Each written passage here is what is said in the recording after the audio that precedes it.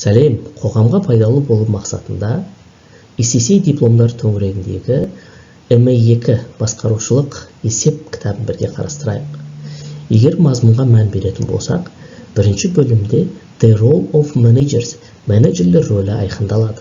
Ал біз білеміз, менеджерлер өз кезегінде шешім қабылдаушы болып табылады. Ал шешім дегеніміз өз кезегінде екіге бөлінеді.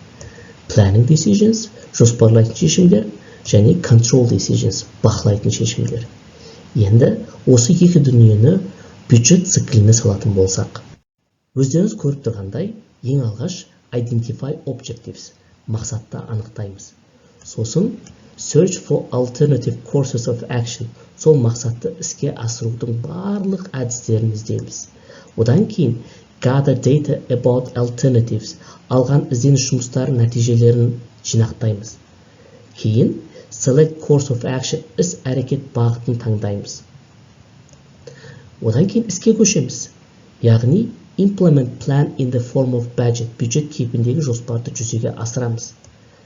Одан кейін уже бақылау бөліміне көшеміз. Ол monitor actual results, және де respond to divergences from plan, яғни жоспардан ауытқулар болса, бірден жауап береміз.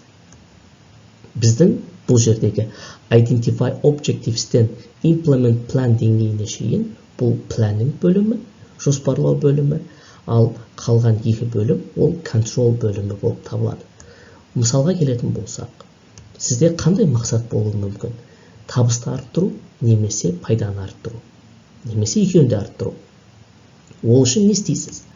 Ол үшін сіз тауарыңыздың немесе қызметіңіздің бағасын арттырасыз, немесе өзіндік құнын түсіресіз, немесе жаңа тауар, немесе жаңа қызмет түрін ұсынасыз.